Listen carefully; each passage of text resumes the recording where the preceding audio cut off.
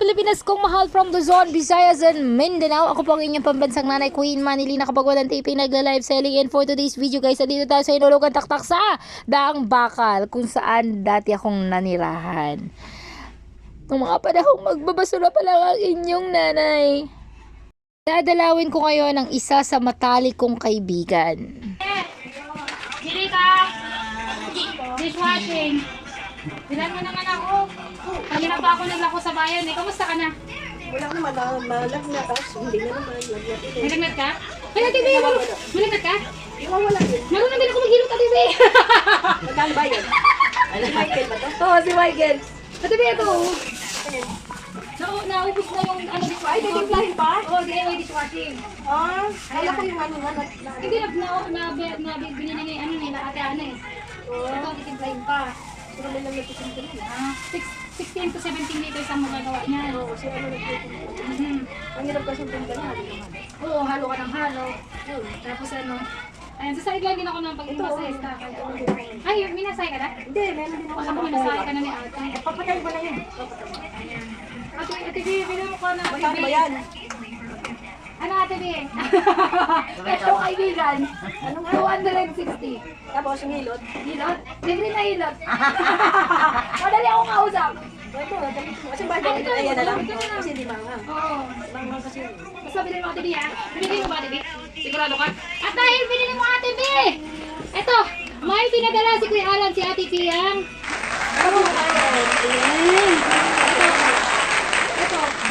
Ito Ate B, dagdag puhunan. Kasi si Ate B ay, ang trabaho mo Ate B? Naglilinis. Naglilinis yan. Minsan, dati, sinasama ko ni Ate B kung may mga racket yan tagal Doon kay Maribel naglilinis. Oo, naglilinis kami. Lagay siya naglilinis. Lagi ako niyayaya niya kung saan kami makakaraket, saan kami makakalinis. Tapos dati, pag wala kaming pulot na basura, binibigyan ako ni Ate B ng bigas. Bigas sa bed dito. Tapos siya din yung sumama sa akin para mag-audition sa Showtime. Kaya nagkaroon ako ng bahay. Kaya ito na Ate B, huwag na natin patagalin ito yung bigay ni Kuya Alan Ate B sa mga nanay. Ang kabuhayan, livelihood yung Ate B. Bali, kami na mismo ang mano-manong kakatok at mag-aabot nito. Gagawin mo na lang, imimekos-mekos, isasalin tapos ibibenta mo. Libre ito Ate B. Ayan, dagdag mo na. Ito. Bali ito, ang tawag na Ate B. Di ba may mga amo tayo? Yung nila sa pwede mong makakagawa ka ng 16 to 17 liters nito. Dishwashing liquid. Oo.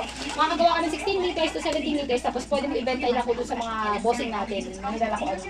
Kailangan Maribel na. Oo, yun. Si Maribel naglilinis. Ano? Ate B, ano masasabi mo kanila Kuya Alan at kay Ate Pia? Ang masasabi ko lang, maraming salamat. Ang dami kayo sabi nilay mo sa amin. Livelihood. Livelihood. Sabay mo ako Ate B, kaya tayo. Kalitano. Kahit may nagad si Ate B in action. With boy. Ang ganda. Yeah. Kasi si Ate B, dinalaw ko na si Ate B.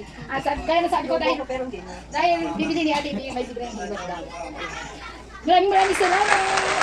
So, tayo natin. Oh, isa lang bibili. Suba? Suba? Suba? Init?